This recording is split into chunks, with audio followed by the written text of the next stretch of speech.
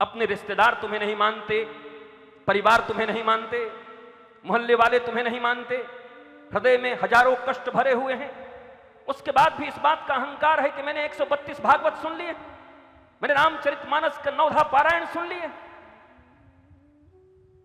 But उसका परिणाम कहां है? आप जब 10 रुपए भी इस दुनिया में खर्च करते हैं तो 10 रुपए का सामान चाहते हैं, दुकान पर जाते हैं, 20 रुपए देते हैं और 20 रुपए का कोई सामान लेके आते हैं, 20 रुपए दे दिया और सामान नहीं मिला तो आप कहते हैं अरे पैसा दे दिया सामान ही नहीं मिला। मैं भी आपसे पूछता हूं, आपने श्रीमद् भागवत जी में समय दिया, श्रीमद् भागवत जी 3-3, 4-4 घंटे तक आपने सुना, फिर आपको खड़ा होकर के अपने परिवार परिजन, आपके परिवार के लोगों से ही पूछूंगा जो लोग ज्यादा भागवत सुनते हैं। हम बलदाऊ जी में काफी दिन रहने वाले हैं, किराया पे एक मकान लेंगे, यहीं रहेंगे और घर घर जाएंगे मैया के यहाँ, छाछ और रोटी मांगेंगे और खाएंगे। अब पूछेंगे जो 132 सुन के बैठे हुए हैं कि ये कैसे ठीक ठाक है ना, सोई बताएगी मैया हमको, अरे ऐसे बैठ रहो ये सब पता ना क्या कर रहे हो। तब हम पूछेंगे 132, तब पूछेंगे हम 125, क्या भागवत जी में कोई कमी आ गई है? क्या भागवत ग्रंथ में कोई कमी आ गई है? कुछ तो गड़बड़ होगा। या तो केवल 10 करोड़ लोग जो भागवत के प्रति आस्था रखते हैं पूरी दुनिया में, मैक्सिमम, अगर ज्यादा नंबर होगा तो 10 करोड़ जो भागवत के बारे में जानते होंगे और सुनते होंगे। 8 अरब में से 10 करोड़, वो भी बहुत बड़ी बात है क्योंकि 18 पुराण हैं।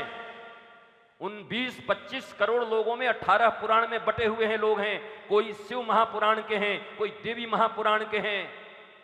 वैसे श्रीमद् भागवत के भी लोग होंगे कुछ संख्या में, तो संख्या आपकी इतनी है।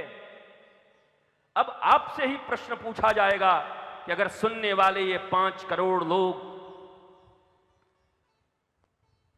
भागवत के श्रवण के पश्चात भक्ति, ज्ञान और वैराग्य हमारे भीतर अगर जग गई,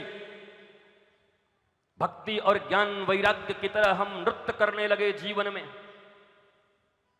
हमारे जीवन में आह्लाद, आनंद, प्रेम, शांति, इसकी वर्षा हो गई। प्रथम श्लोक सच्चिदानंद रूपाय विश्वोत्पत्त्यादि हेतवे तापत्रय विनाशाय श्री कृष्णाय वयम नमः। तीनों ताप का विनाश हो जाता है केवल श्री कृष्ण को नमन करने से। अरे नमन तो छोड़ो, कितनी बार भागवत सुन लिए, नमन तो छोड़ो कितनी जन्माष्टमियां मना ली, नमन तो छोड़ो कितनी बार परिक्रमाएं कर ली, नमन तो छोड़ो कितने महोत्सव मना लिए। और ये श्लोक, पहला श्लोक ही महात्मा का पद्म पुराण से कहता है कि तापत्रय विनाशाय, तीनों ताप का विनाश हो जाता है, दैहिक, दैविक, भौतिक। न मानसिक प्रताड़ना होनी चाहिए, न शारीरिक प्रताड़ना होनी चाहिए, न दैविक प्रकोप होना चाहिए, न बिजलियां गिरनी चाहिए, न अकाल पड़ने चाहिए, न डिप्रेशन होना चाहिए, न टेंशन होना चाहिए। ये तीनों ताप के नाश तो पहले श्लोक से हो जाना चाहिए। 18,000 श्लोक की बात तो बाद में करेंगे। सच्चिदानंद रूपाय, सच्चित आनंद। मैं कोई व्याख्या नहीं करने वाला, अब सुनोगे तो कर लूंगा। हम भी दाऊ दयाल के प्रजा हैं, ब्रज के राजा दाऊ दयाल, हम भी प्रजा हैं उनकी।